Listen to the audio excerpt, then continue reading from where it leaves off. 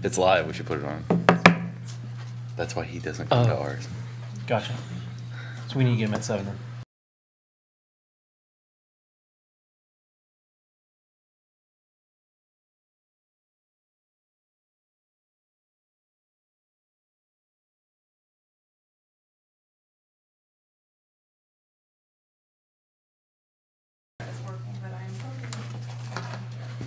That's A-okay. Yeah. Yeah. Yep, yeah, send this down, please.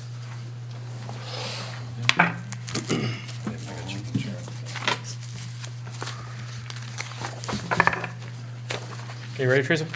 Yes. Good evening, everyone, and welcome to the regular council meeting for Tuesday, February 7th, 2023.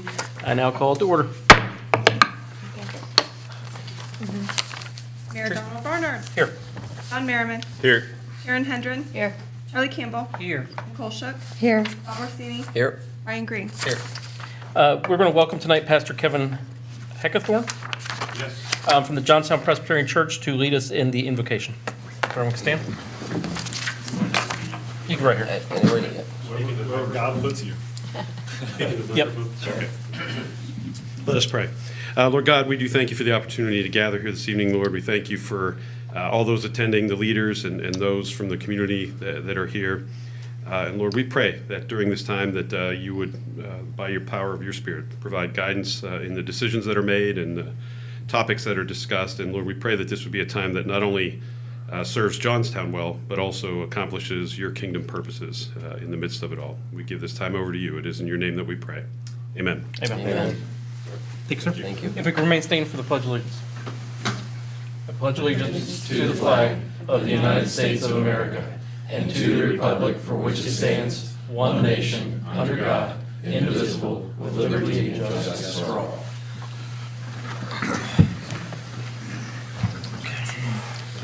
Thank you. Thanks, sir.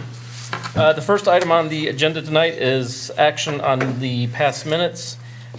We all received the minutes for December 6, 2022. Do I have a motion to accept or any questions? Motion, or moved as written. Second. Charlie Campbell. Yes. Nicole Shook. Yes. Bob Orsini. Yes. Don Merriman. Yes. Mayor Barnard. Yes. Ryan Green. Yes. Sharon Hendren. I was not here, but I Abstain. abstained.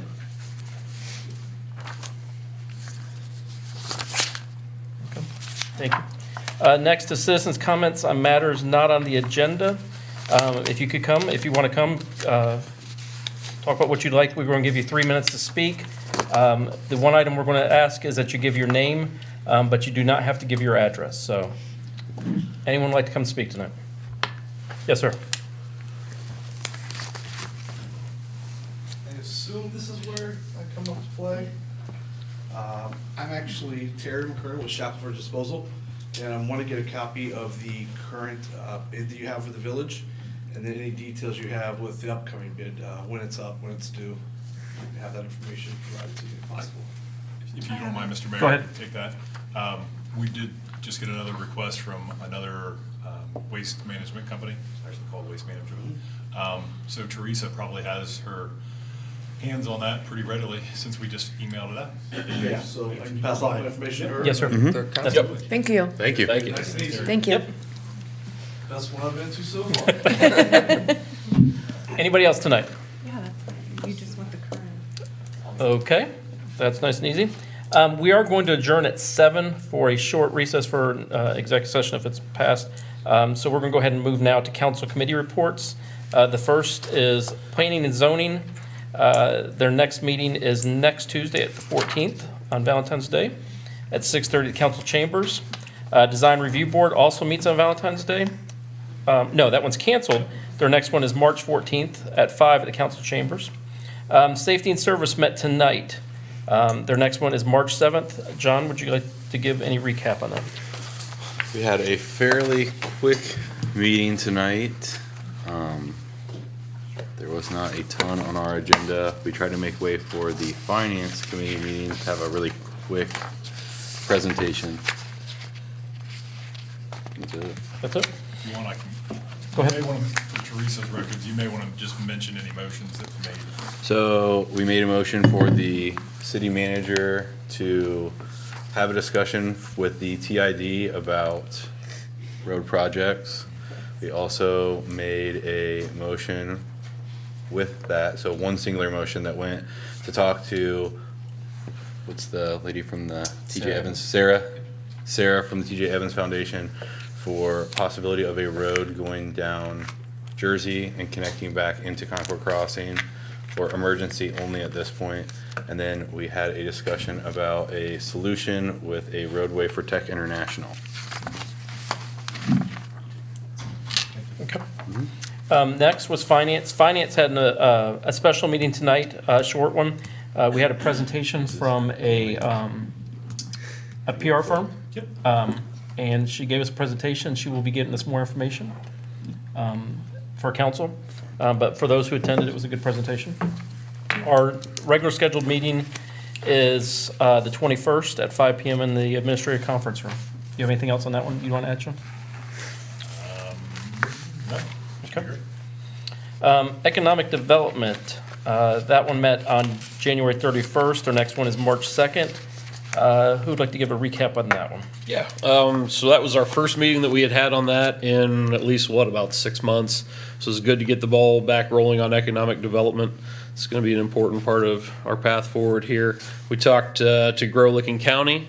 We also talked about food trucks and our DORA program, and we'll be having more discussion on that coming up at our next meeting. Okay. The events committee met January 19th. Our next one is February 16th. Ms. Hendren, do you have anything you're on I that was one? not at the events committee, but I'll go on down to the Park and Rec. Okay. I talked to Terry Fetters today. Did you go to a meeting today with Miles Estate? There was some type of meeting today with Miles Estate, I thought it and was she did say, Terry did say that around the 22nd or 23rd, they're going to have another meeting with school board, city, with all the organizations concerning. She thinks 22nd, somewhere around there, concerning Miles Estate. I think they are having a quasi-court hearing on the 28th. That Is may it be what 28th? she's referencing. It'll be a little bit more formal. We obviously have our meetings as far as a partnership that we've joined into with the school district and the joint park and rec district of Johnstown and then the city. We have kind of our à la carte outside those meetings, and then the big one that I think Terry's referencing will be on, I believe, the 28th. Okay. So I can give you more updates as those things start to come online. Anything else on Parks and Rec? No more on Parks and Rec. I am planning an event which I want to start speaking of it, so if anybody really wants to get a veteran involved, not involved. I'm having a reenactment at Green Hill Cemetery for veterans. I'm working with American Legion. It may be Memorial Day. There are 700 veterans there. We can't recognize, they're all important, but I can't recognize all of them. So we are recognizing some of them, and if a family wants their person involved, certainly get hold of me, because we will recognize them.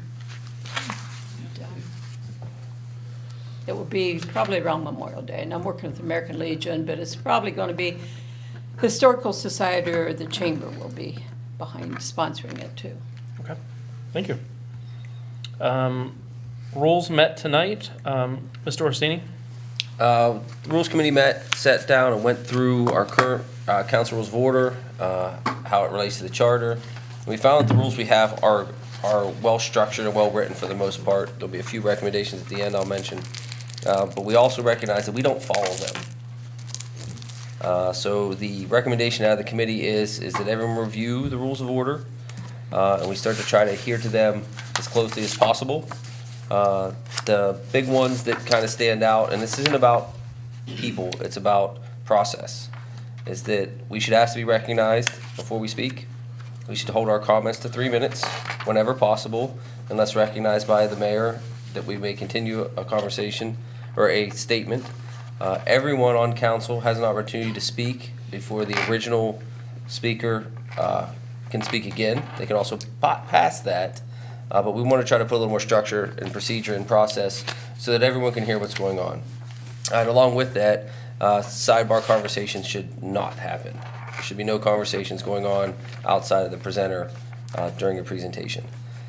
As far as nuts and bolts, the council or the committee does recommend that under section 502 service agenda, and again under 602 agenda packets, we're going to recommend that we move the required date for distribution to council on a Friday prior to meeting from 6 p.m. to 9 p.m.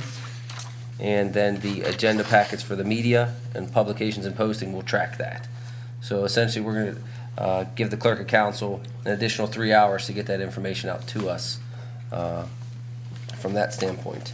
The last recommendation is that a change from the normal rules of operation or rules of the council under other business. So under section 801D, we're going to add section E.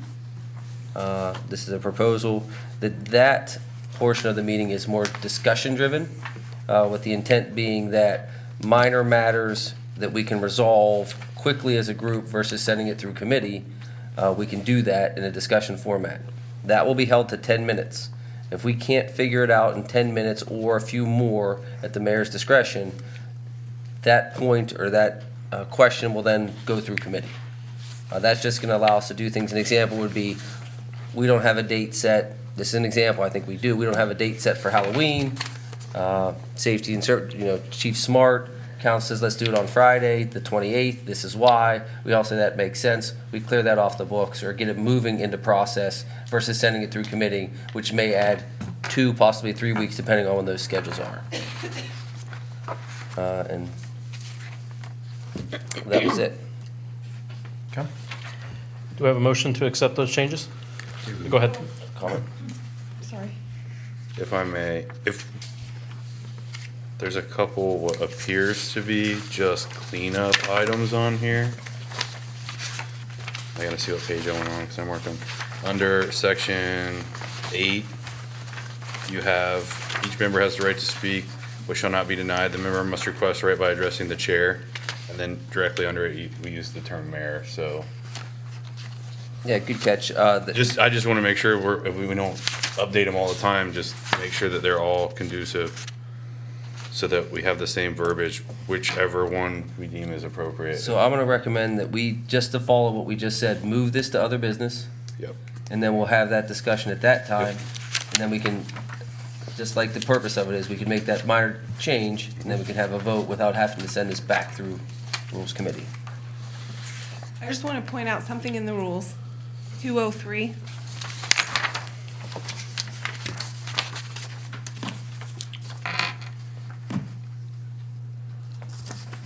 So in the past, we have made the changes, council's made the changes, which you can do tonight, and then I'll put it in a resolution form. It's already been passed before, Okay. passage next time. Okay. So we'll have more of those changes possibly during the other business tonight, so. Okay. Okay. Thank you. We have a couple minutes. I'd like to try to get through the first 3 directors' reports before we go to executive session. That way they can be gone. So tonight we have directors' reports. We'll start with the Water Department. Mr. Nichols will give a brief presentation on the Water Department. Thank you, sir, for coming. Thank you. My name's Terry Nichols. I'm the operating charge of the water plant. And for the month of January, the flow was 20.616 million gallons for the whole month. We had 37 shut-offs, and we had people on work orders. And we had to replace a sump pump in the East Clay well that feeds our chlorine feed pump. So we had to replace that. On January 18th, we replaced curb stop and curb box at 133 West Shockton Street.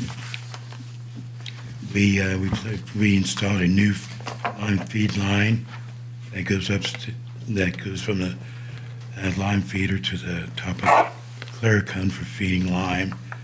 And when we installed that, we took the other one out and cleaned it.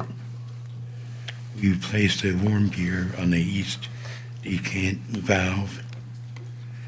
And the big thing was we started filling the new tower on 123 and finished filling it on 124.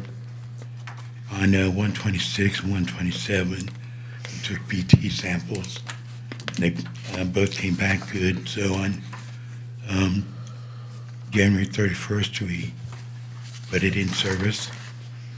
And we had Tim Perry worked 6.82 hours for the street department. And for our daily tap for the month, test results, they all came within range. So that was good. And we had 4 hours of training for employees. One quick, with the new water tower online now, we will be emptying the old one, or has that already started? No, it's end of March. We currently have a tentative schedule of end of March, 1st of April to drain that, to do Okay. the recoatings on the inside. Okay. So that final time frame has not been laid out, but that's where we're looking. We want to get it to it before summer. So right now, we're holding capacity of 1.5 million gallons. So That is correct. that's great. That's great. Does anyone on council have any questions for Mr. Nichols? Thank you. Thank you, sir. If we could have the sewer department.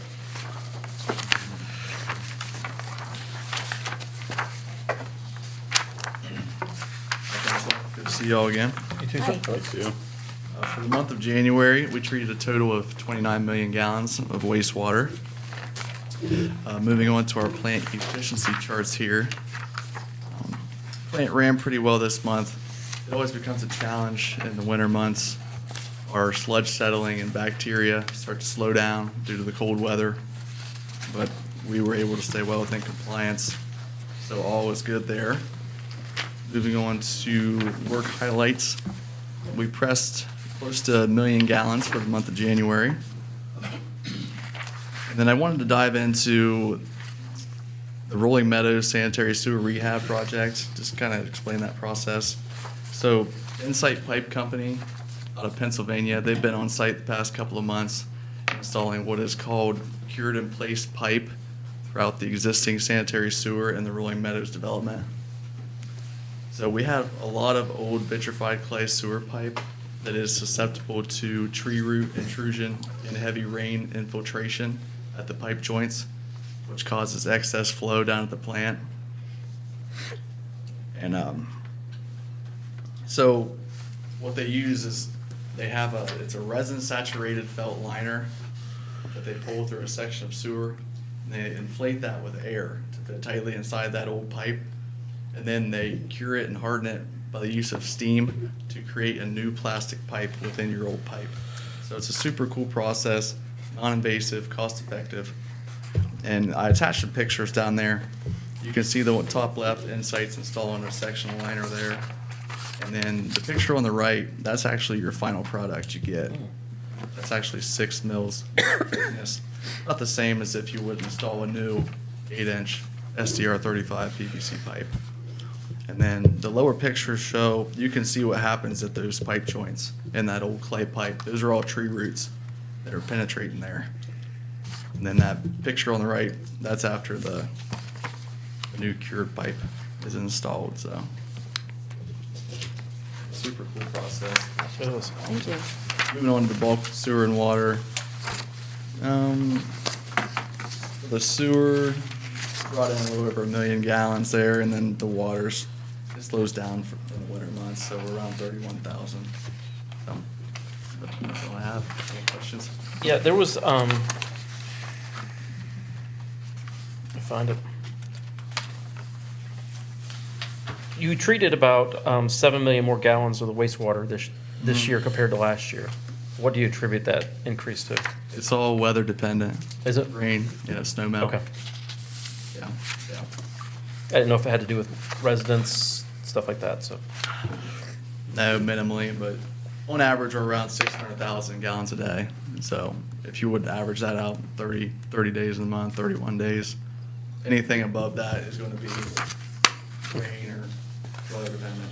Okay, thank you, sir. Yep. Anyone else on council? Any questions? You have a great night. And the last is our streets.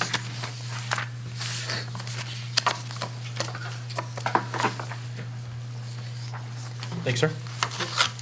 I'm just going to do a quick overview of January for the street department. On the second page in, we went through 3 ton of cold mix on various streets. We used 750 gallons of brine and 107 ton of salt, as well as multiple plowing events we had.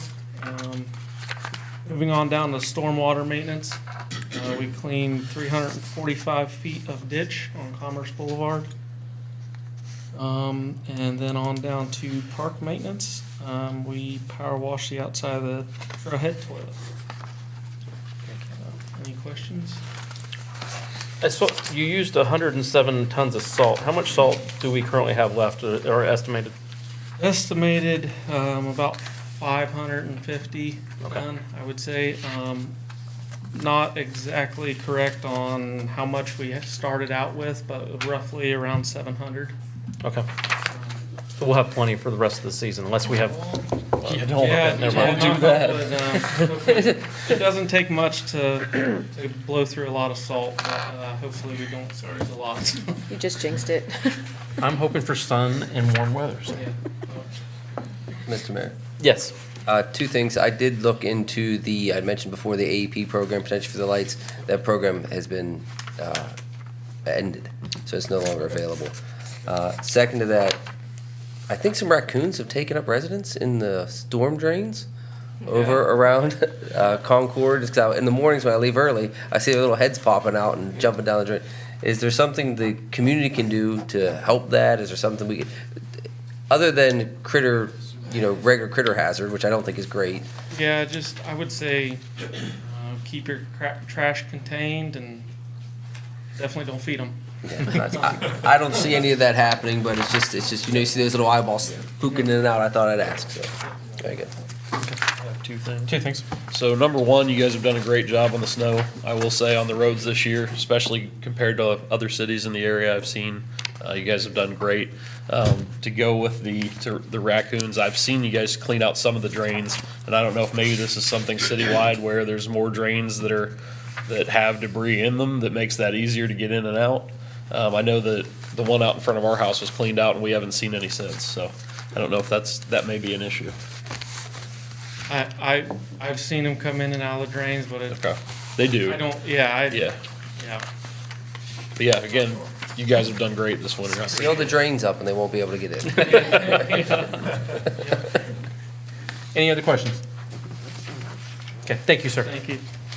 I would like to make a motion that we move to executive session with the city law director to discuss pending or imminent court action.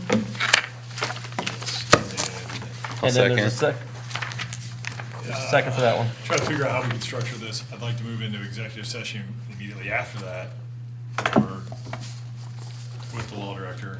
Do they need to vote on both of those now, or can they just come out? You're having a second executive session? It just came up at about 4:44. We need to, You need to waive your we council. need to waive that one. So let's vote on the first one first, and we can waive the second We one. also need to vote on moving that up the docket.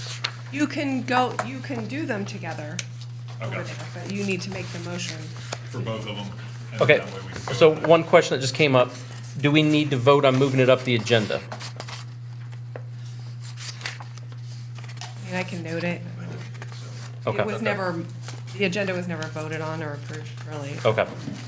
So there was a motion and a second to move to executive session for the imminent, with the law director to discuss pending or imminent court action, so we can vote on that one first. Okay. Charlie Campbell, Yes. Nicole Shook, Yes. Bob Orsini. Yes. John Merriman. Yes. Mayor Barnard. Yes. Ryan Green. Yes. Sharon Hendricks. Yes. Now I'd like to make a motion that we waive the 24-hour rule to move to executive session. I'll second. Nicole Shook, Yes. Bob Orsini. Yes. John Merriman. Yes. Mayor Barnard. Yes. Brian Green. No. Karen Hendren. Yes. Charlie Campbell. Yes.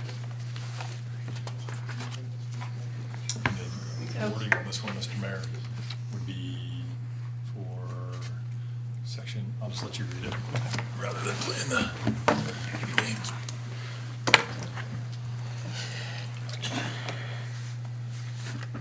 I'd like to make a motion to move to executive session under section 121.22, section G, section 1, covering the employment or compensation of a public employee, and/or section 121.22, section G, section 3, to meet with the city's attorney about imminent court action. Okay, is there a second? I'll second. Bob Orsini. Yes. John Merriman. Yes. Mayor Barnard. Yes. Brian Green. No. Sharon Hendren. Yes. Charlie Campbell. I'm sorry, did you say yes?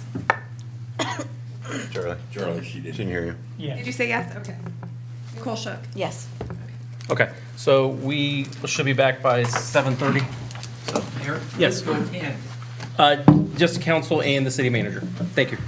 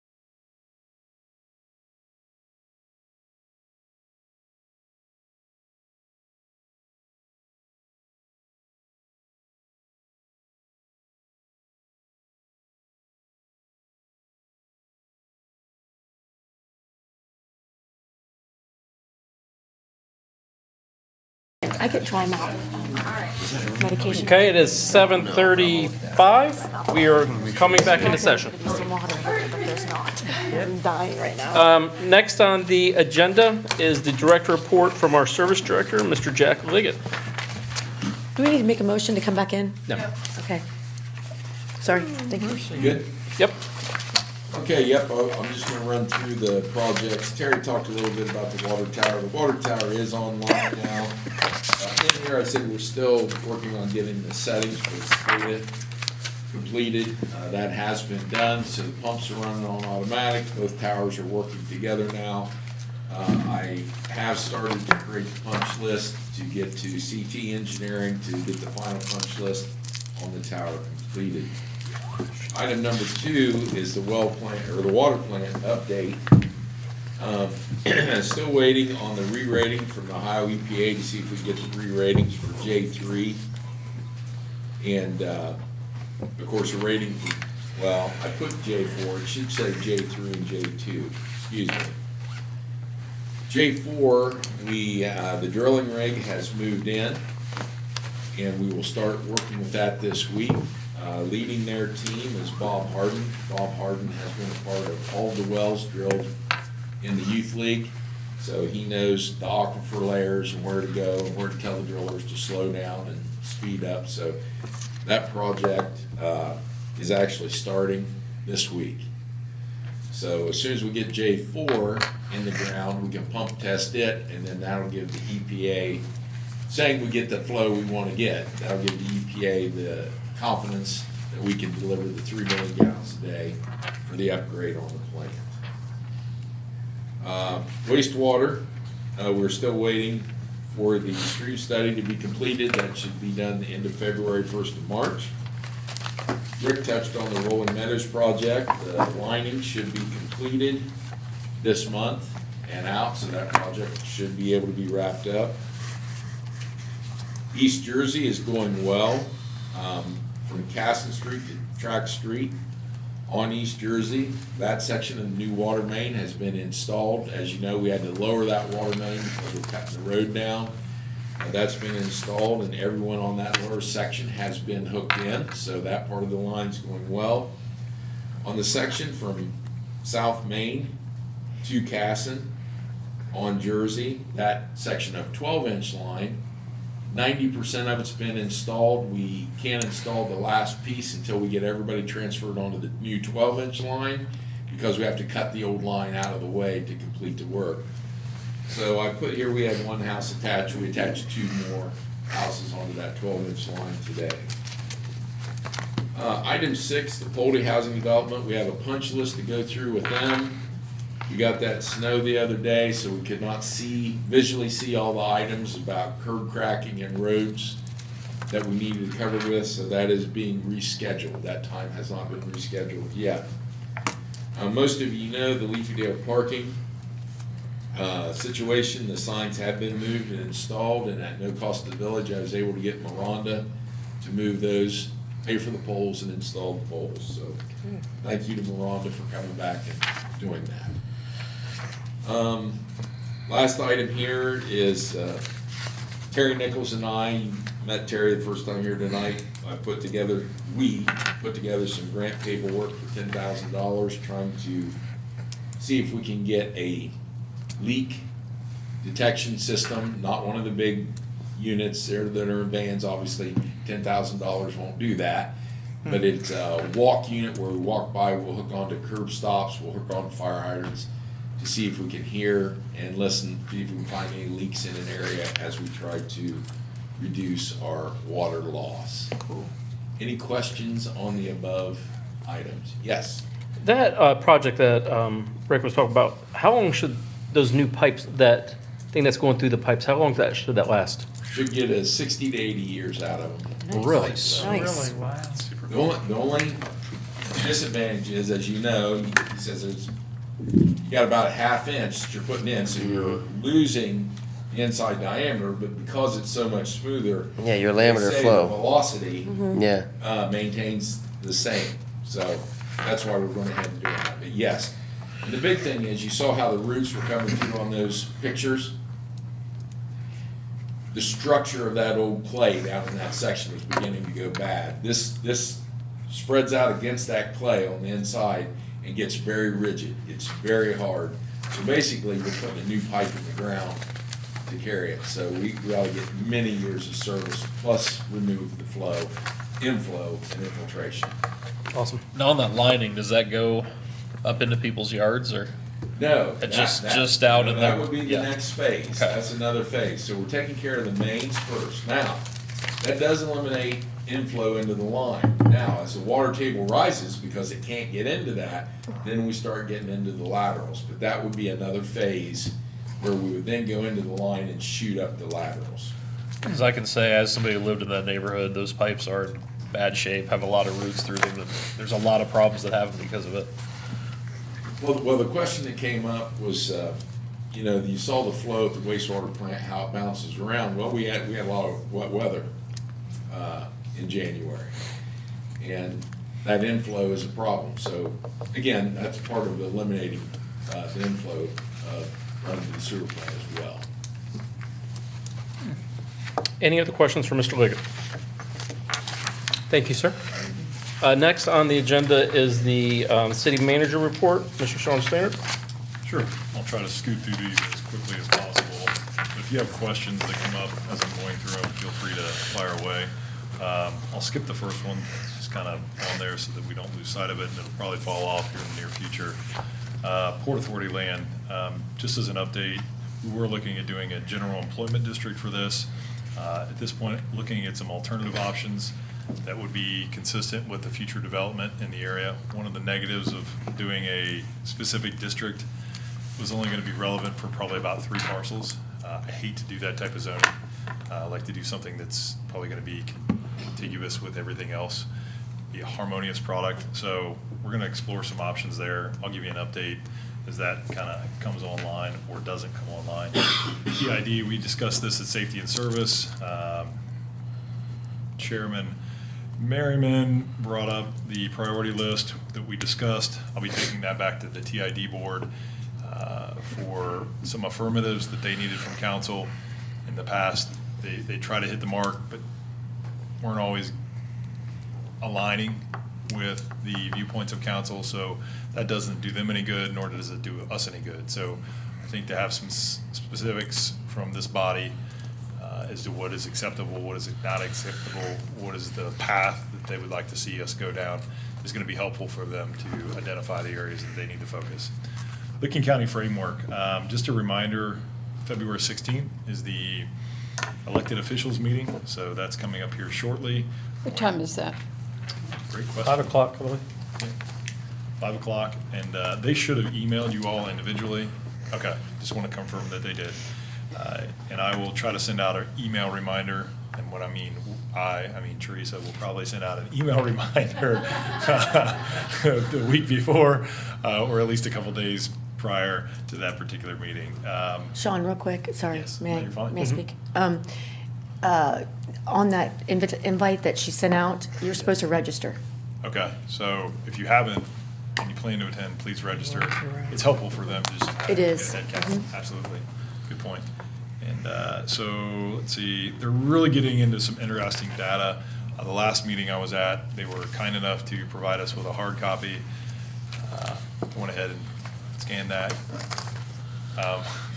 and then sent it to you all. It's not really meant for huge public consumption yet at this point, but there's some really interesting data that exists in there. If you do get an opportunity to go through that and you have any questions, feel free to fire away, because it's relevant not just for Johnstown, but as the entire area kind of absorbs the, how was it referred to as today? It was a Star Wars term, but we'll go back. Integrity bookkeeping. We are in the process of switching. Actually, we did switch to UAN in the beginning of 2023. So there's some transitional things that when you switch from one system to the next, obviously there's some hiccups, but overall it's been received pretty well. I know UAN is something that Integrity is super happy that we switched to, and I think we'll recoup our return on our investment pretty quickly with that decision. But overall, pretty positive. Utility billing. This lands in Teresa's lap, and this gives me the opportunity to just call out the amount of volume of work. She won't say anything, she'll just smile, that she has taken on over the last couple of months. She's been hit with a tremendous amount of hiccups, we'll call them, or additional tasks that anytime she comes around, she says, I gotta get it done, and she doesn't back away from it. She doesn't say it's not my job. She jumps in. Utility billing, we are transitioning to MuniLink. Teresa is taking that bull by the horns, and she's also training our new staff member with all of the water utility billing that existed before. So alongside of that, we are also going through an audit process, which they bombard her daily or weekly with those items. And then we're having some issues with our batteries on our meter readers. So if you go into the office, it's the perfect storm. Just bear with any emotions that may exist at that particular moment. Let's see, the go live date for MuniLink will be hopefully May. Is that correct, Teresa? That's, yeah. Okay. All right. 2023 budget, Finance Committee met. Donnie covered some of those items, so I won't go through that. HR, we have officially entered into a contract with Strategic HR. Had our first meeting, super helpful. They're going to be meeting with our HR attorney, which would be Dave Riepenhoff. And we've forwarded them some of the necessary items to get them started. Super excited to have them on board. I think we're going to see some really neat outcomes and really great recommendations through a policy and procedure standpoint. So, city planner position, just as an update, the last time I had talked, we were going to engage with a part-time kind of situation from an outside firm. That particular applicant did not get hired by that firm, so it's thrown a little bit of a pause button onto things. At this point, I think we were going to re-engage with the same outfit to source us their individual. However, may have a different strategy moving forward with some new information today. When I get more information, I will get it all over to you, but the basic premise is there may be another player that wants to have the opportunity to help us in that area. And that particular player is one that we're already utilizing for our comprehensive plan. So it would be really advantageous to have some consistency there. And the first time that was asked is they could not do it. They didn't have the staff or the resources. But through a lot of strong arming and sweet talking, they're starting to come around to our way of thinking, hopefully. So I don't have any definitives there, but just some thought processes that we'll be exploring. NCAs, TIFs, CRAs, you will see in a finance committee meeting on the 21st. We're going to get into the details of this a little bit more. That'll be with Greg. We all met him, say, about 4 months ago. So anticipate that starting to happen again. We'll also start to have some conversations with the township. Our legal team is working on some agreements, and I've already contacted some of the township trustees to let them know that we'll be contacting them here in the near future to just kind of go through the process. And our intent is to partner and work with them, and that's our goal, and we'll hopefully get to that goal, but no guarantees. So, COTC, nothing really new there. KSK Comprehensive Plan, we had our meeting December 13th, but more importantly, we have now put online the survey and the presentation online. That happened about 3 weeks ago, so anybody in the public audience that was not able to participate in that meeting can go to the city's website or the Facebook page. Is that correct, Teresa? I shared it on Facebook page Okay. also. Yeah, it is on our website under news. Great. And follow that link. And the idea is to get as much public engagement as we possibly can. So it was during the holidays, we recognized the challenge that existed with people being able to be here. So really wanting to have that public engagement piece. So go online, fill out the survey. If you talk to your neighbors, let them know. The more engagement we can get, obviously the better result, more positive feedback we can have to put into the product that'll be the final. Let's see. Personnel review, we are still trying to set up our first personnel review board meeting. Teresa can fill us in if there's any changes. Have you gotten any other are we still kind of waiting to get all the parties aligned? I have the schedules of all the board members. I'm working with trying to get a time that works for you and Dave. And Okay. Seems to be a challenge at this point, so, but we do need to get that sooner than later. Obviously, we've got some things in the hopper that would be relevant for that to be on the board. Item number 15, I want to touch on this real quickly, but not overlook it. Zoning. Just more as a public statement, I want to put out there, we are currently working with our legal counsel, our planning firm, MKSK, and other experts in the field to help the city draft the necessary changes to our current zoning document. Mostly speaking to the public, but also to you all. The city wants to implore the best practices. We really want to elevate the quality of life, and we want to bring sustainability with any type of new development. We are trying to put the best players on the field to make this a reality. So sometimes we don't get an opportunity to communicate with the public what's happening in the background and what takes an extensive amount of time from the current staff, and that is we're really trying to build a great model that will elevate the quality of life in Johnstown. So that is first and foremost probably occupying 70% of my time on certain days and then 30 on others. But if I could, that would really be the focus of everything that I'm trying to get through. Mr. Mayor. And going to what you said, trying to put the best players on the phone, and I want everybody in this room to hear it and anybody who watches. Johnstown's not playing defense anymore. We're going on to offense, and we've sat by far too long and allowed everyone else to take advantage of everything here.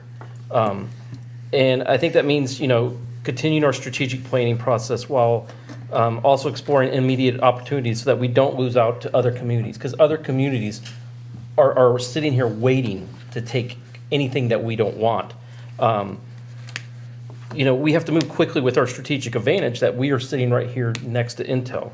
And if we focus on this economic development, the benefits will be more revenue for the schools, infrastructure, and city services. And as we all know, strong schools makes us a strong community. So we have to focus on that. We have to focus on this economic advantage that we have. And one of the key things with it is transparency. We have to be transparent in everything we do. Because that minimizes the fear of the unknown to our citizens. And right now, there's a lot of fear of what's going to happen in the future. So, I want companies, places that are watching this, that Johnstown's on the offense now. We're looking, we're getting our zoning, we've got our strategic plan working, that we're right there ready to go, so. If you Mr. Mayor? have, Yes. If I could add to that, I agree in principle with what you said, but also I think it's something important for the public to realize that we are working to manage through operational excellence and fund allocation and finance control, but at the same time, for us to be in a strong position of offense, we need the revenue necessary to make quick moves. That's both the school and the community. So the more revenue we have available, the better position we'll be to maintain control over what happens. Things are going to happen, with or without us. As long as we have a seat at the table and have the ability to move laterally, vertically as needed, we'll be able to have the best outcome for our community. But it requires revenue. Exactly. well said. Everything else after that seems irrelevant, but I will go through now. There are other important items. Johnstown Joint Park and Rec District, currently working with the school district on that. Just reiterate, if nothing else occurs out of this, the great partnership that we're experiencing and the communication that we're having with the school district, I find to be of the utmost value. I think there will be something that comes out of that, but as a secondary product, that is really neat to watch how we're all engaging in each other and having these sidebar conversations about how the community is going to march forward in these positive directions. So with that said, lobbying efforts, nothing else new. Agreement's still in place with the county. Southwest Licking did do an hour-long presentation on the 23rd. I believe I saw some of you council members there. And if anyone would like a copy of it, I can forward it to you and I can walk you through it. we did have a follow-up meeting with one of the board members, and I think there is an awareness to some of our frustration, and I think there is also a desire to not be quite as aggressive into this area. However, they still have this document in place, so that does create a little bit of a thorn still in the side. But hopefully we can manage through that through good conversations and good discussion. So existing infrastructure, those were covered last time, so nothing new there. Parks and Recs, those are the same. Let's see, traffic signalization projects, these are the same. I did mention 2026 was the pushback date for the Leaky Dell signal. Bigelow Drive traffic signal, this was the one new item that I did want to bring up.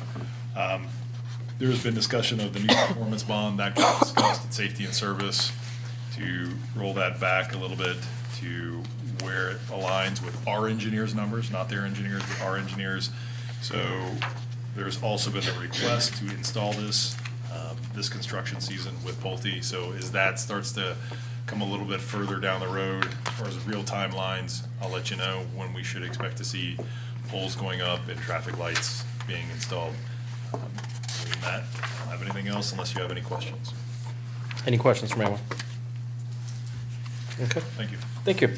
We'll move to tabled legislation, the ordinance adopting wage and salary structures in the city of Johnstown. The Finance Committee is still working on that. We're going to talk about it at our next meeting. So that stays tabled. Public hearings of legislation. Resolution 2023-03, a resolution authorizing waiver of competitive bidding. Do you want to go over this one, Sean? Sure. So something that I'm trying to do is my daily fun-filled life of going through this process, getting familiar with the ordinances that we have in place. Now, it's a pretty thick packet, so no guarantees that I'm going to get through all of it in quick speed, but I will get through it.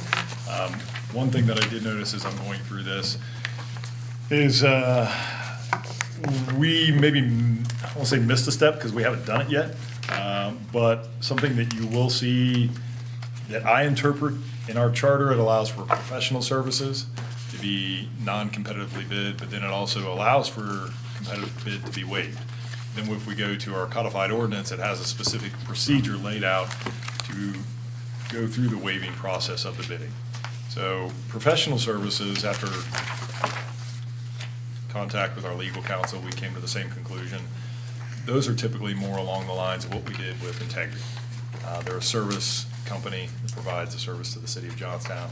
MKSK could also fall into that realm, something that happens on maybe more of a monthly basis. But this particular focus was for a well that's being drilled in the Youth League Park. And so typically you would go through the competitive bid process with this. However, in Jack's report, he mentioned some key items that I do want to bring back up, and then I do want to reference codified ordinance 107.03. Some of the reasons we are allowed to waive the competitive bidding requirements with an affirmative vote of no less than 5 members. I want to point out that I have to have 5 members sign off on this, or else we can't do the waiving process, but it does allow for it. But there are some specific reasonings that have to be given. One of those that we're looking at here is 107.3, states an emergency may be declared, bidding procedures may be waived in certain circumstances. 103B3 states that if time is critical consideration, the service or material must be provided before bidding can be effectively accomplished, and an emergency is considered to exist. So to qualify this, I just want to put out there, the timing is imperative. We are trying to get our water plant online as quickly as possible. Alongside of that, we have a very short window before that field starts to be very active again with kids playing. And we're not talking about a 6-inch hole in the ground, we're talking about 24-inch. So do the math, 2-foot hole, bunch of kids, not a great scenario. How do I avoid that? We need to have this happen as quickly as possible. Bidding processes usually take a little bit longer, and we would maybe miss the window that we need. So that is one qualifier for that one. Chapter 107.03B3 states that if it becomes a highly specialized technical nature of the personnel service to be provided, experience, training, and expertise of the prospective bidder becomes a critical feature essential to the success of the project, and such experience, training, and expertise cannot be adequately measured through the formal structure of the bidding process. What Jack mentioned in his report, this particular company and individual has done all of the wells in our current well field. So the importance of this is this is the aquifer for the entire city's water supply. So I don't like just the lowest bidder having the opportunity to go in and do training day with the new recruits. I like to have somebody that's done this before, that's very familiar with our area, and especially when it comes to our water. So critical, specialized, I feel way more comfortable with the individual that's had past experience and done the prior wells to be the one that's going in. So those two qualifiers for me justified enough action. So have we got the cart a little bit before the horse? Yes, they have not started the work, but they have been instructed to do so. So I'm kind of trying to pull back before they do finally get started and have us go through the right procedure. You'll see this more and more as we go through any other bid prospects that we want to waive. This will be the process that we go. If you have any questions, I know I threw a lot at you just now, fire away. Mr. Mayor? Can I add Absolutely. just a little bit? So there are basically two parts to this well drilling. Number one is drilling the well, making sure the screens are the proper aquifer levels, proper screen sizing is being put in. That is the portion that Sean is talking about that we'd like to waive the bid on.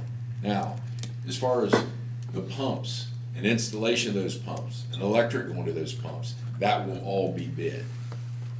This individual is overseeing the whole, the aquifer and screen sizing and screen depth. It's still expensive. It's an expensive part of the project, but when it comes to pumps, running electric to it, installation of those pumps, that work will all be bid. Do you understand the difference? We're trying to use the expertise for the below ground work, but we can bid out the pumps and feel comfortable that anybody that bids that through proper qualification can install those pumps, run electric to it, and that type of thing. So we will be bidding that portion of this project. Mr. Orsini?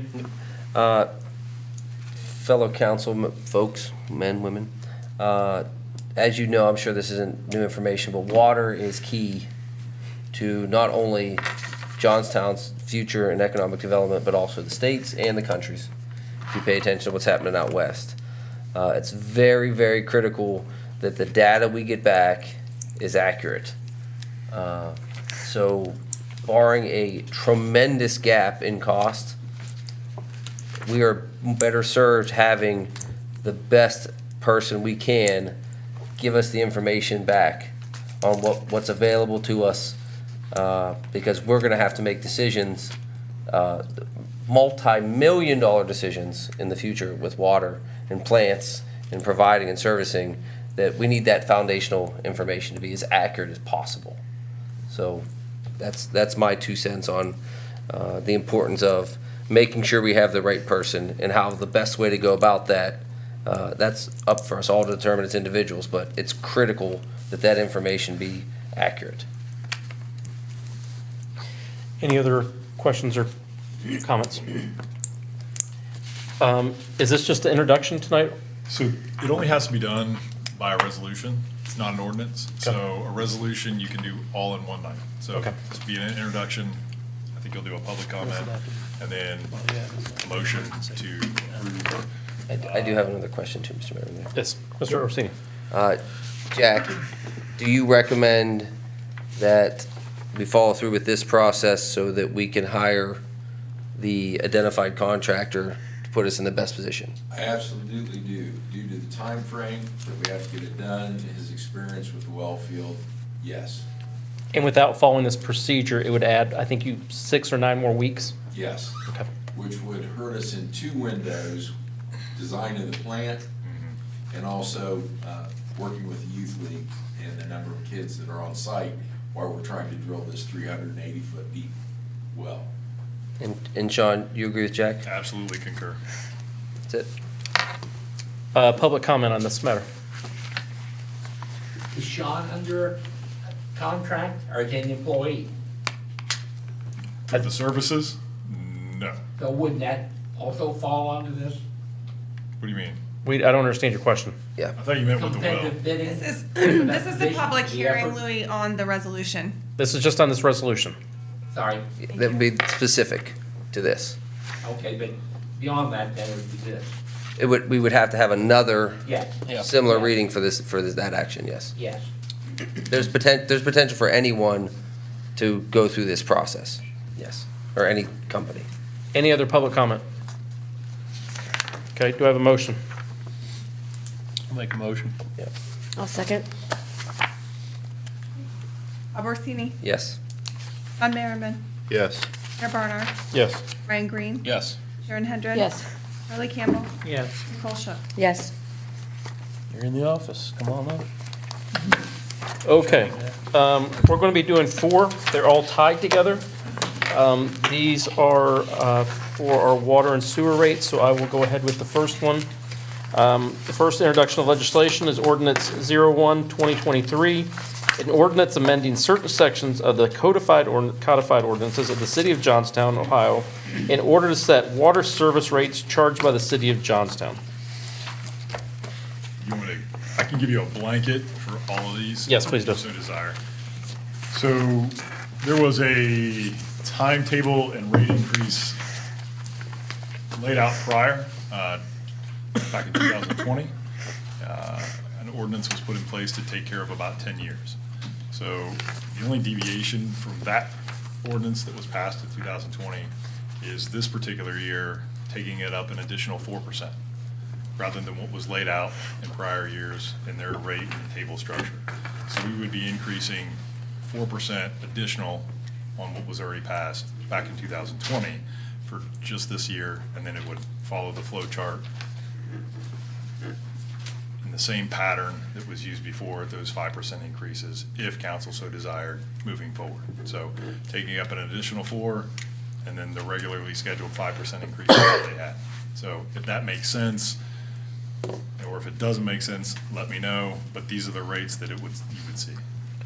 And this was going to happen to water, sewer, water debt, sewer debt. So that's why there's 4 ordinances. They're all the same idea behind We're it. all on that premise of a 4% on what was already approved in 2020 rate increase moving forward. So you may see, if you pulled up the old ordinance, you'll notice that there's differences on the 1,000 per gallon month. This is more of an accounting. What the clients and customers will see is that additional 4. What we will see on the back end is you have 4 buckets essentially, and that revenue that's generated from our water bills will go to each bucket differently than where it was allocated before. So for reference, maybe service only had 25%. Well, we need more to go to service and then less to go to debt service. So, and that's not uncommon. Finance directors over the years figure out where the balancing act needs to happen because, and I'll give an explanation as to why this is happening. And it's outside of the regular schedule that we had for the 10 years.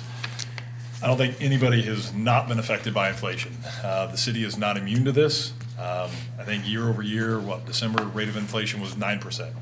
So we are in the same situation. We have labor costs that have increased substantially. We've also had chemical costs, fuel costs. I mean, you name it.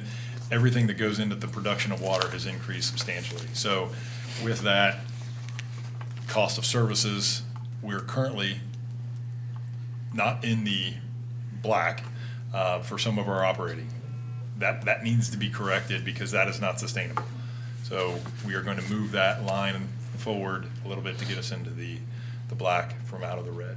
So like I said, it's not a popular thing, but we're at the same situation that everybody across the nation has seen as far as inflation goes, and in order to produce things, it costs a heck of a lot more. Jack, just for reference, lime cost. What did we see in an increase on our lime that we have for the? Oh, yeah, it's a bill before this inflation used to be around $2,900 a load. It's now $4,200 a load. Electricity has skyrocketed at the plants, and that coupled also with longer hours of operation has went up. CO2s went up, chlorines went up. So, A big part also is getting it here, the trucking, because as fuel went up, prices went up for delivery, so. like I said, not a hugely popular, but obviously it is an operation that needs to pay for itself. Yes. And so that's where we're trying to position ourselves. And we're also trying to push ourselves in a direction that, as Bob mentioned early, water is key to all development that exists anywhere, and it controls your area. So we never want to be in a situation where we are in a deficiency from a funding perspective when it comes to our water and sewer. We always want to be strong in that area so that when development opportunities come available, whether it be Johnstown servicing it or an outside municipality servicing it, I believe the residents would want Johnstown to be a player in that conversation rather than having another municipality in their backyard determining decisions for the residents in close proximity. So we are trying to position ourselves to be more, I guess, aggressive, as the mayor had stated earlier, so. So, and this was recommended by the Finance Committee on a 3-0 vote. So this is the introduction. We'll vote next week. Mr. Mayor? Yes. Just to backfill a little bit for better understanding. So there's a strategic involvement here to make sure we're in a position to protect and capitalize on opportunity. If another municipality gets water rights, they get annexation, they get control. It may not be in Johnstown, but if you look across the street, I think you feel like you're still in Johnstown. So we want to do that strategically to make sure that we have the opportunity to grow when they come. Tactically, if we don't make our water and sewer departments solvent, if they are not running autonomously, we're not anywhere near this, but if we get to that point, the state comes in, the state will do an evaluation, the state will say, this is what it costs to make this run, and that's what your water bill will be, whatever that number is. That could be 2%, that could be 25%. That's how it works. That's state law, and we have to follow that. So the Finance Committee put a lot of effort into this, looked at the long term, which is why you see costs raising 15 to 20%, but you're seeing our costs raising 4% because we have more dollars on the front end. So, you know, we spend dollars, not percentages. So that percentage is lower. It doesn't track with our costs because we have more dollars in the system that we need a little more of.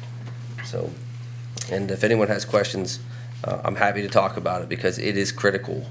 Water is critical to the future. Mr. Mayor, can I add Yes. something as well?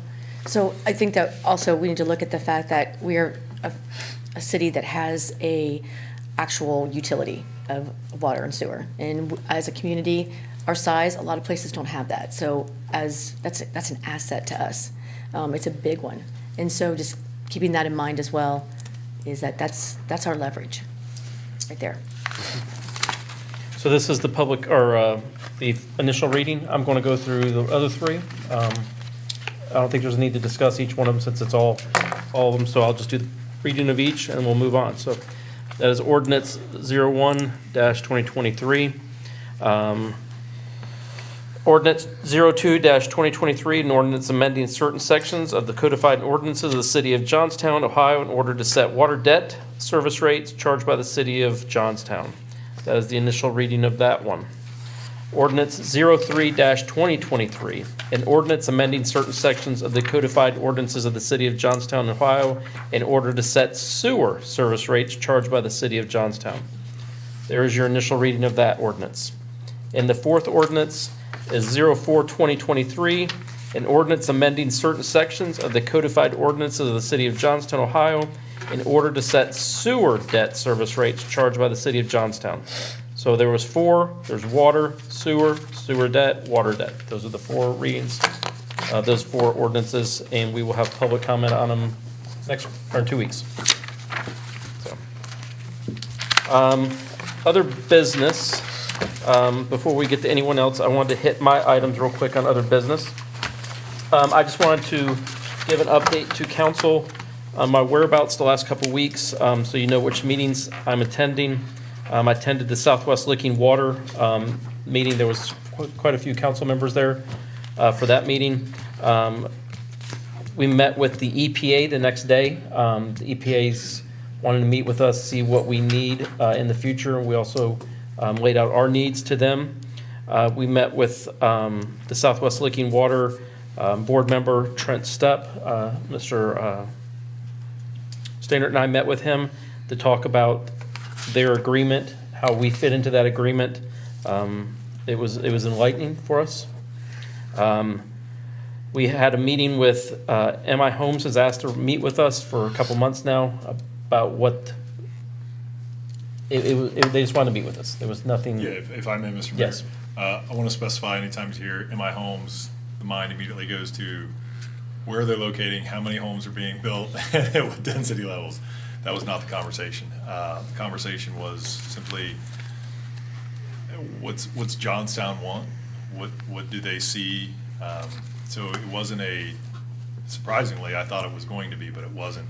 It wasn't a conversation where a developer comes in and says, I have a specific site, I want to do this. It was more of hey, we do homes in the area, obviously. Let us know what you're looking for, and we'll see if that meets our criteria. And we'd love to be a participant or a player. So, like I said, it wasn't for a specific site, just more of an introduction, and it's refreshing to hear someone say, what do you want, rather than this is what we want to do in Johnstown. So I was pleasantly surprised. I think Mr. Green was also.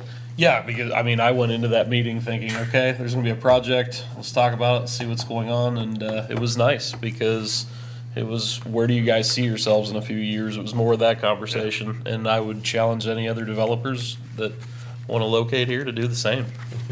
Mr. Mayor? Yes. I want to go on the record that any discussions involving MI Homes, I will abstain or not get involved with. I have a loose affiliation through my employer. We are involved with them as a supplier for some of the materials they use to construct their homes. So I will intentionally not engage or be involved in any of those conversations. There is no direct connection, but just in case there's any thought process that may be influencing my input, I will stay out of it. Thank you, sir. I've also spoke to the state auditor. They requested a meeting. I'm trying to say this delicately. They missed our audit this past year. We were supposed to be audited for 20 and 21, 2020, 21, 2020 and 2021. They were supposed to have that basically due by the end of last year. They didn't. They were unaware of some reasons why we need to have it done by a certain date. They do now have us on the schedule. Their estimated date they're going to have it completed is by September of this year, because they've got 331 audits to do, then 630 audits to do. Their goal is September. And then they will have to turn around and get our 2022 audit completed by December also. So we're going to have those 2 years done in September and then 2022 done in December. They also let us know that we won the lottery. The state has state pension, there's teachers' pension, state pension, fire, police, all these different pension organizations that are statewide. And they have to be audited every so often, and they actually do a lottery, who they're going to pick, and ours got picked. So our pension plan here is going to be audited. They said it should take a day, so that's another group that are going to come see Teresa. It's a whopping $600 for that audit, so I just want to let council know that we won the lottery on the audit there. We won, but we have to pay. Do what? We won, but we have to pay. Yes, we won, but we have to pay. Yes. That's how the government lottery works. Additionally, Sean and I, we met with with Mr. Rippenhoff, our attorney, to begin the police union negotiations. That will be going more in earnest in March. We haven't set a date of when that will begin, but it was the initial part of that. Sean had also met with the school superintendent and the school board president to talk about some future agreements if we annex. So we're working on that. And then yesterday, Mr. Stainert, I and Mr. Orsini met with the Lieutenant Governor Houston at the State House. We had about a 40-minute meeting. It was very, very insightful.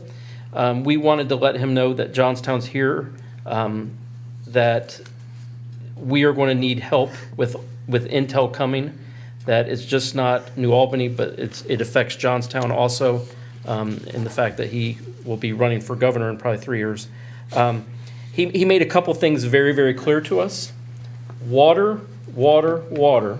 That's the main emphasis, that we need to find more water. So that was his main thing, is we need the water, and also getting our zoning in line and getting it ready. I think it was a great meeting. I'll get Mr. Orsini and Mr. Sainet's opinion on it. Well, I agree with what the mayor stated there. We also relayed to the lieutenant governor that we are capable, we are willing. So as he has conversations that, we want to have those conversations. There isn't a concept of, stay out, don't talk to us. We understand what's happening. Some things we want to be in control or be part of the control system, but they won't wait without us. So we had to come to that point. And then also we informed him of some of the things that we were doing already with water. Had a few requests about additional information so that we can make better informed decisions as we make our local decisions. And he said that he understood that, and that's all in process. But I thought it was a good initial conversation about introductions, intentions, and willingness to collaborate with others. And that was well done. Yeah. The only thing I'll have to add to that was overall positive. I think the message that they want us to hear is they're not trying to drive and dictate what municipalities do in their own areas. They want them to make their own decisions. They want us to make decisions that format our particular constituents and the public and the wishes and desires that we have. And the state doesn't want to come in and do a strong arm type of situation. That's not their role. They want to be more of a support mechanism, and find out what's important to you, and if you can align with where they're at and how can they help. I think those things will be onboarded, but it's not where they want to come in and control and dictate. That's not their role. That's not what they want to do. They want to be a support mechanism, but we need to be able to tell our story and to point to where we want to be at and how we want to get there, and that helps them identify the different levers or mechanisms or buckets that they can point us towards to help us out to get where we want to go. So I thought it was overall positive. Super nice to meet with the lieutenant governor. Wonderful individual. So I feel like it's time for Johnstown to get our story out there, and that the state knows it, and that we write our history and our future. And I think this is the first step of it. And just so everybody knows, he did say there is no plan right now for the 270 roundabout. There's nothing written, nothing out there right now. There's just thoughts. But it was interesting. He said there's nothing there right now. So you want to get that off the table. I think there was a little chuckle behind it as well. Like, so everything we may see on Facebook that says it's already planned and done, the state has nothing with it at this point. So that's my whereabouts the last couple of weeks. I just wanted to keep you informed. And we've been invited to give our input into that process, which is important. Yes. I think as a big positive outcome from that meeting is that, hey, let us know what you want to do, and then we'll put that into the plan. Yep. Big shout out to Megan. She's been wonderful through the Great. process. She's kind of the liaison and the assistant to that staff, and she's been on point. This is not the first time that she's engaged the city of Johnstown. Yes. It's been a process that's happened over the last 5 to 6 months, as far as I can tell, probably longer than that. So she's a great asset to have, and been a champion of the area and super supportive of Johnstown. So. And he had a very interesting story about meeting with a Johnstown resident at a basketball game. So Believe it or not, these individuals do have regular lives and Yes. they have children. And he was at a game with his kids and came across some Johnstown individuals. And Fairly I pre-apologized. and he said, no need to. It was a fantastic conversation. And they were very agreeable, and it was a nice engagement session that he had. So I did ask him if we won, and unfortunately, we didn't win that one. yeah, he was all too happy to tell us Yeah. that we did not win and that his daughter's team did. So, but as any proud father would do, I would Absolutely. expect nothing less. Yep. So, that is all I have for other business. Mr. Sainer, do you have anything? I have nothing. I do. I want to run through the rules quickly. Yes. So we discussed it briefly before. So part of the rules adjustment or change recommendation would be that in other business, we handle it in this format. I think it's appropriate. I think it moves things along and deviate from the standard rules of council as far as timeframes and things like that go. Nuts and bolts wise, just to review quickly, I would like to recommend that we update the document. We'll have it written, we'll have it voted on at a later date, but we'll update the document under 502A and 602A to move the 6 PM deadline for agenda spread or distribution from 6 to 9 PM. That's to council. Under 502 and under 602, that would be for public posting, to keep those aligned. I'd also like to strike under, let me see if I can find it. 802A. You got a page? No, it doesn't. Mine doesn't have Exhibit a A. page. Oh, no, sorry, that's not it. They're all There's no page for Exhibit Exhibit A, sorry. Just noticed that. It's the address requirement is the one I'm looking for. I know I marked it down. 802. Oh, 802A, Yeah. yep, right underneath the 801E ad for the other business format. Under 802A, we're just gonna strike the language and address. It reads, any resident or interested party desiring to address council shall first be recognized by the chair. The person shall then rise and state their name and address in an audible tone for the clerk's record at the podium. All remarks shall be limited to the issue under discussion. I would like to strike the address requirement. I don't think it's necessary. I think anyone that wants to present to us, their physical address is immaterial, and unfortunately in this day and age, a lot of times under disputed situations, we don't necessarily want everyone in the room and anyone that would ever find this in the future to necessarily know where they live. It's not impossible to discover that on your own, but we don't need to promote it. I don't think it affects anything as far as information flow, so I'd like to strike that. Does anyone else have any changes they'd like to make? That would be, well, this is other discussion, we don't have to. So, I'll leave this up to Teresa, but can we strike the word village in all cases and change that to city, please? Yep. There's a lot of them. You'll see it. The only couple other outside of all the villages, which there's a lot, you did the 9. Just for conformity reasons, in section 801, we have the member must request this right by addressing the chair, and then directly under in B, we put by the mayor. Should it just say chair? Well, I think the. Or should we change chair So to the mayor? reason I think it's in there both ways is because the committees have traditionally adopted this as their rules. So in a committee, you're a chair, in the council, it would be the mayor, so we can say we can come up with a term that You covers. just that. say mayor/chair. That's what I was gonna say. Mayor/chair. Slash it, right. Lighting. In all cases. The presiding. Officer. There you go, presiding officer works too. Just something that cleans that up. And I also encourage everyone to take this home and read it. 100%. Send notes to Teresa about any other things you'd see, because let's try to do this as succinct and complete this time, and with everything else moving forward. Will you just look at, this is an order of business, section 7C. Will you just, because you know this the best, Teresa, can you look down at that and just, before the next meeting, make sure those are in the correct order we normally do them in? When you type up the agenda packet, so you'll know better. I mean, I follow that, so Okay. if you want to change the order.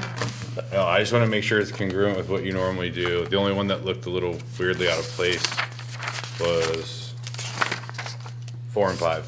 I didn't know. I feel like we always do action on minutes like first. There's not always invited guests. And that's why I said you would know better, because we don't look at that one a lot. Is there any If interest, there's something that you guys want to change about that order, let me know. for thought, is there any interest in us actually approving the agenda formally before we start it? I have a question or a statement. I'm not sure about I don't care if they don't give their address, but I have seen in the past, somebody from township come and complain, but they don't live here. They have no, Quite all right. Well, I mean, they're complaining about something that, it's not our problem, it's the township problem. So we don't know that's where okay. they live, you know. Don't you think we can figure that out by what they're complaining about? What?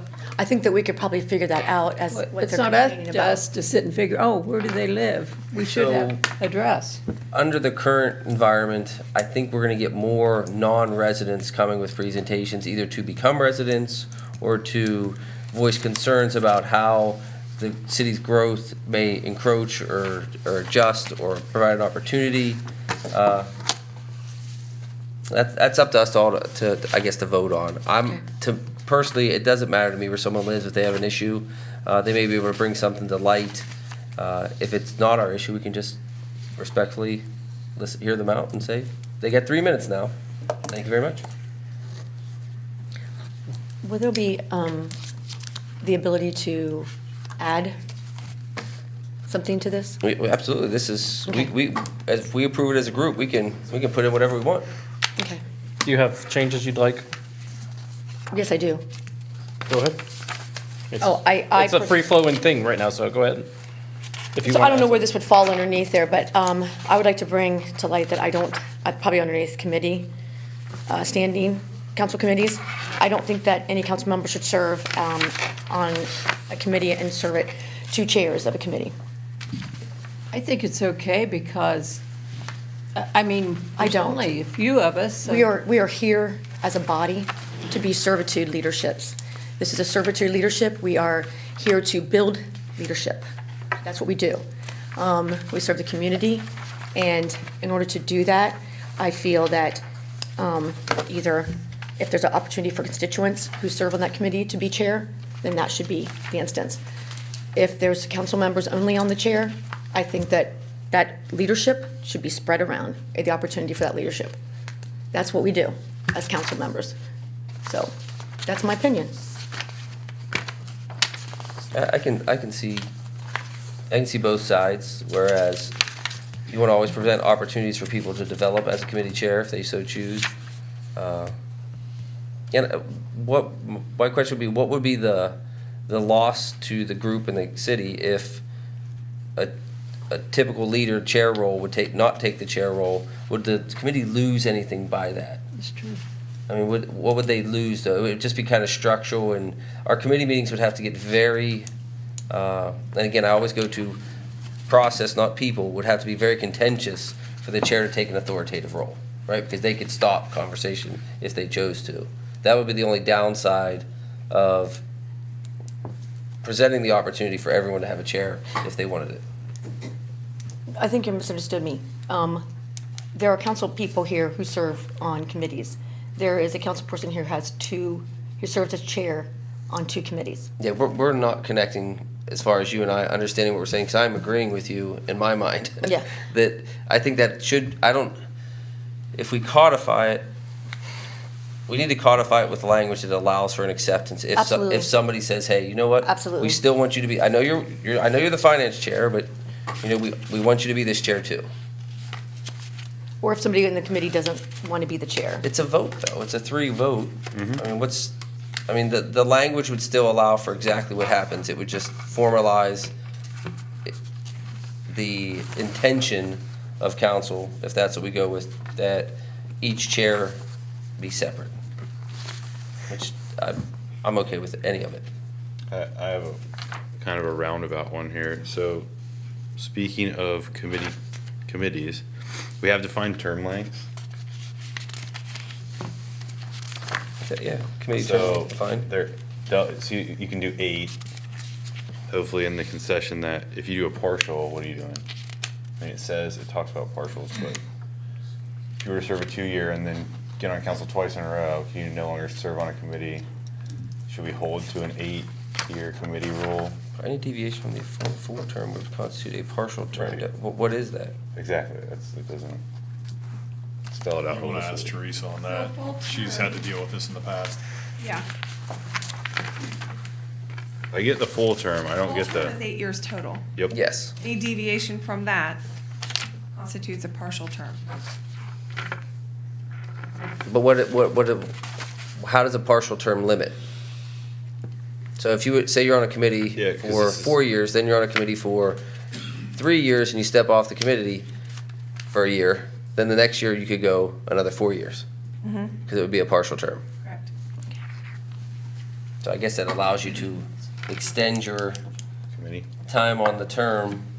Concurrent timeframe right. is, It would be more in the effect of you come in halfway through, we've had people do you that. sit on a committee for 2 years. That's most then of you go- us. Yeah, most of Most us. Most of us. Then you could go Yeah. 4, and then you can only do a half, and then you have to get out. So it's a total of 8, Because it'd be a total. 8 years, is that what you're talking about? Yeah. No, I think that partial term then doesn't count. The partial term That's doesn't right. count? Okay. The partial doesn't count. Okay. So we defined, the intent here, I believe, the partial term was defined to not say, okay, you came on in most of our situations and for a year or two. That doesn't constitute as you losing your ability to do 8 consecutive Gotcha. years. And then- So for like John, for example, he's on finance right now, or I am, for 2 years right now, basically. They don't count.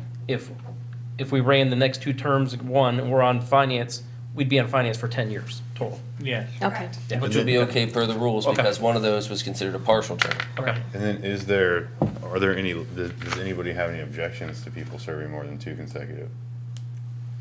I mean, you have people that have like If special. you have if you have expertise, That's what I'm something- saying, you have people that are, that I want have the specialties. committee members to be made of the people that are in the best position Correct. to provide the best Right. outcome. That are really interested, I agree. I would like to Yeah. have 3 accountants on finance. Yeah. And, Correct, You know, if we correct. have accountants, like, Yeah. keep them all on Let 'em go as long finance. as they want. I just don't see a Maybe need, maybe I we don't just see strike term lengths. Yeah, I just don't see a need Or, to limit it. or do we add language that the mayor has the ability to, Or you could have council can vote them, or just have council? have council vote the committees in. Yeah, I mean, Council. council kind of votes, like this time, we all kind of ended up on committees, but like council You has have the the, charter, Teresa? council has the opportunity See to if there's vote. language That's why we that, did okay, that. we don't, see, this is the other thing about other business. We don't have to define all this I now. know. We had enough conversation to move us to the next step, so it's perfect. Yes, that's kind of the idea of the other, we don't have to be in this conclusion, We're but going to move this now back to the Rules Committee. we'll move this back to the rules committee to define Okay. terms Yep. and, what was the other one? The- Terms and, chairs. We gotta concur I with got my own, yeah. I know. Okay. The charter specifies terms. Yeah, we Okay. Yeah, I'll take, Hey, yeah. Bob, it may have to go look at the charter, it may specify in the It charter. may specify with, yeah, Yes. perfect. That's the concept of this, so. Okay, so it will now go back to rules to look at, so it did its purpose tonight. Anyone on this side with any more other business tonight? Sean, we have one other item. The tree. You want to bring it up? Yes, thank you. Sorry. No, excellent. I knew there was another item and I just could not remember. My day has been. Speak up, we can't hear you. Okay, I can get real loud, rowdy. My day has been a little full, so I'll vent some air. So I apologize, this item got brought up earlier. I was not able to recollect it in time, and the mayor has reminded me, so I'm super appreciative. So we have a tree ordinance that exists. We have a development that is new, but is a continuation. So where our ordinance is written, it specifies kind of both areas of this.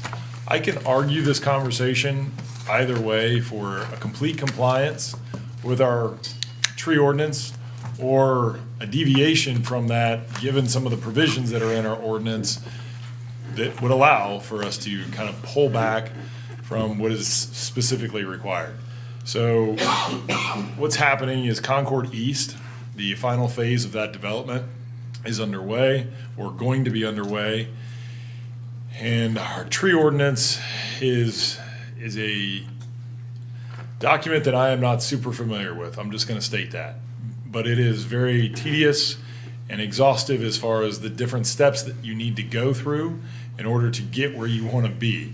And some examples would be a landscape architect needs to be employed by the city, different species by a arborist, I think is in there. It's just a lot to it. So the issue at hand is the development wants to somewhat move forward, which has went through planning and zoning process. But with our tree ordinance, they have hit a snag. If they have to follow this, I'm not sure that it's going to come online the way we thought. So if council wants to direct me in a way that would allow me to negotiate this and then come back to you all with a potential proposal that would be agreeable to the developer as well as the city, outside of the specific details of the ordinance, I can do that. Some of the items that I talked about would be I call them soft cost. A lot of times when you build a house, you pay the architect, you pay the engineer, and you haven't driven the first nail or dug the first hole. I think that's part of this tree ordinance. I'm not saying it's not necessary and we don't want to use it going forward, but with this particular application, there could be a lot of soft costs that exist. If we could alleviate those, it may allow for us to have a win on the other side of the developer being able to put those resources back into the product. So that's one thing I want to point out. What I could throw out there to him is, first, and I have asked, give me a layout of the trees that you want to remove. How much are we talking? You talking 100% of the trees that exist over there, which I hope not? Are we talking 25% of the trees? So he's going to get me a layout of what they propose. Let's say hypothetically it's 30% of the trees that exist in that current stand, and I don't know if those are mature trees or not mature trees. I haven't been over there to specifically identify it. If there's a situation where we can say, okay, these are going to be removed, but then I'm throwing out numbers, these are not numbers that are going to be landed upon, so I'm hesitant to throw out an anchor effect. That's exactly what this is, but let's say you plant 50 to 100 trees in some of the other green spaces. I currently know that there's no trees over at the pool house or anything like that. So maybe there's an opportunity there, because we don't specifically have it spelled out in our code, because it's already in, that they would need to go back and do that. So maybe there's an opportunity to have some trees introduced into that area, which would, I think, enhance the quality of the product from the pool house and the recreation area, as well as other green spaces. And the green spaces that I'm referencing are on the western side of that development. It would potentially, if ever the village wanted it or not wanted it, but there's going to be a walking path. Currently in our design regulations, there's no requirement for him to place any trees. And that area has a lot of just openness because of the nature of which it used to be operated from farming, and then they filled it in and everything else. So an opportunity to enter into a bunch of trees being located in that particular area may bring a benefit to that. So if you want, I can hold the line and say, nope, this is where we need to be at with the tree ordinance. If you want me to deviate and enter into some type of negotiation and come back to you before we get to the final approval, I can do that as well. Mr. Green? So I think the whole spirit of it originally and our intent, and I always go by, the broad intent of what we were trying to do. We want to preserve our mature tree stands, and I think that's the goal. So, when we're looking at the mature tree stands, when we're looking at canopy, things like that, we were trying to swap, and I wasn't on tree committee, but I think the point was to try to swap as close to evenly as we can. When you get into buffer areas, obviously when you get into more development, the buffer areas become important to give you the look that we're looking for. So I think if you're able to go through and negotiate something where, like you said, the bare areas, we're gonna end up with more trees than we would have normally. And I think in the green space areas, we end up with more trees than we would have normally. I think we're probably okay there. Okay. I'm going to abstain from this item, but I want to add a little bit to it. Since I was on the tree committee, and I live in that neighborhood, and I'm on the HOA board, and I know the Schley Balls who are looking at purchases, there's a lot of conflicts. The area, when developed, is going to have a great deal of green space with keeping the tree canopy as it is, because there's a lot of wet zones going out to the west of it. That will stay the way it is. So there's going to be, it's not going to be a clear cut. The purpose of the tree committee was not to have developers come in and clear cut an area of trees and just put houses with no trees. So I think what Sean's talking about by, part of this ordinance says they have to go through and inventory every single tree in that whole area. To hire someone to go inventory every single tree in the area is kind of cumbersome. So I like Sean's idea of going through and talking with them, figuring out an alternative plan, but that's all my input on it. So I don't know if anybody else over here. Yes. I agree. I'm on the tree committee, okay, and the ordinance wasn't really meant to bootstrap anybody in here you gotta count every tree in your yard and say this one is this big, this one is this big, and you can't cut it down. There has to be give and take. And I think that if we negotiate appropriately, I think in the long run, you're gonna see them, knowing Schley Ball builders as I do, I mean, they do an excellent job of trying to make sure that the landscaping and stuff is taken care of. So I think you'll have a better result by trying to cooperate with them. Mr. Orsini. You know where I'm going with this, Sean. Trees, tree committee, where it goes, all that is, has nothing to do with what I'm talking about. How do we keep the integrity of an ordinance? Is there language, is there a vehicle within this that this can be carved out in a narrow enough scope? Because Schley ball may be the best. But whatever we do here now becomes accessible by the worst.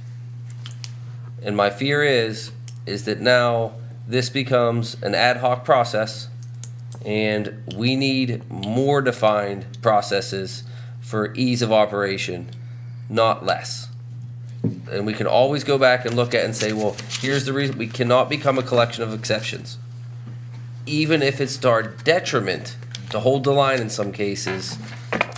And in this case, I know, well, the best answer is we'll go back, redefine it, put some language in there and do it. Okay, well, that's 30 days if we're on rails, right? And that's not the window of time. We run it, we run into this, we will continue to run into this into perpetuity until, I don't know if there's an avenue for us to get out of this immediate need exception situation because of, we can't catch up fast enough to the growth and to the process moving forward. My fear is that this is another step into that bucket of, this is the exception. And if you get enough of those, and we get to litigation, don't even bother to go. You're gonna spend money to lose. So that's my concern. If you feel there's a way to navigate this with a narrow enough scope that we can come out of the end with the right layout and trees and not open ourselves up to continual challenges to our ordinances and our rules, then I can see that as something I can get behind. But short of that, I'm nervous about making work. We have more work than we can handle. And I knew, like you said, you know where I'm going with this. I know Bob. I fall into that same camp as well. If we have a rule in place, it needs to be followed, which is why you saw the wavering of the competitive bid tonight. The processes need to be followed. I was as well super leery about this process. I never want to get into a situation where precedence is being set. This one, I can investigate it more from a glance at what I'm looking at on the code. It spells out if it's platted. This one isn't platted, but it also spells out, I mean, just from a compliance standpoint, this is a continuation of a development that exists. It's grandfather. The plans have been submitted prior to the development, the plans and the development was started prior to the ordinance being in effect. So outside of that, that is the only exception that I think allows this to be a conversation. If it weren't for the specific fact that that is defined as phase 3 of that entire development, we wouldn't even be having this. It would be, I would come with you and say, either repeal it or tell me to enforce it, one or the other. Yeah, I'd like to ask the question then, if we have rules, which we do, then you get to appeal the rule, or we can write a resolution that can bypass Absolutely. our stuff. So I mean, where do we sit there and say that a rule is a rule that we follow? I mean, we can stop it at any time and say, we'll appeal it. Or you can write a resolution to beat it. I mean, It's the same bucket, Charlie. If we it's write, not in the same bucket. well, if we write a resolution, then we can be challenged in court. And why did that person get a resolution and I don't? I am of equal stature. And then it's just the same as allowing an exception for someone else to say, I am the same in status as that person that you gave that exception to. You have to show cause as to why I don't get it, or you're discriminatory. But then if that's the case, then why are we doing it? I mean, we everything that we do, I mean, very simply, we could have a lawsuit that says, hey, I want to bid on doing those wells. But So we you'll stop drilling it. We have a narrow scope as to why, because of the expertise, which is But they specific have to that. the expertise also. But they've never drilled there before. Okay, That's come the- on, now we're starting to really bite at the bullet there. I think that we have, we can appeal it, we can wait, we can use the resolution, or we can negotiate. And I think negotiation is the right way. And I don't think you're gonna see them come back and have a lawsuit from somebody else. I don't. But that's, Okay, John's got something going. Can we just look and see when the ordinance was put in place versus when his plat was done? And go from there. well, I think that's what I heard. You said that the ordinance came into effect after the Yeah, fact. it did. 2001.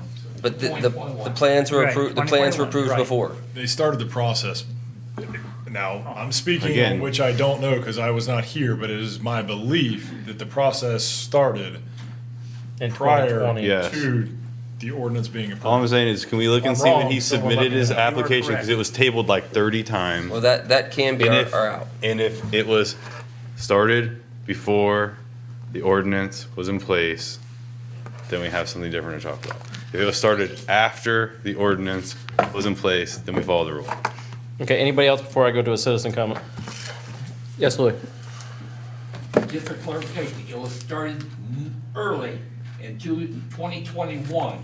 It was found unconstitutional, and the Supreme Court had to rewrite the ordinance. So any changes to that should go back to the law firm to make sure we're not violating that Supreme Court ruling.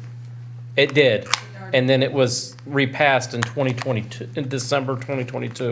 Yeah. So the second part was, but I believe this process was started in, If it was Yeah. repassed, then the old was replaced. And if the old one was ruled unconstitutional, I can't enforce that anyhow. I mean, if you're off tracking, I can't enforce a 2021 I'm with you. document that was unconstitutional. I have to go by the 2022 date. And if anybody can confirm that this was done, it sounds like they were started before this 2022 ordinance, then I will move. I think it was 2019. I think it was 2019.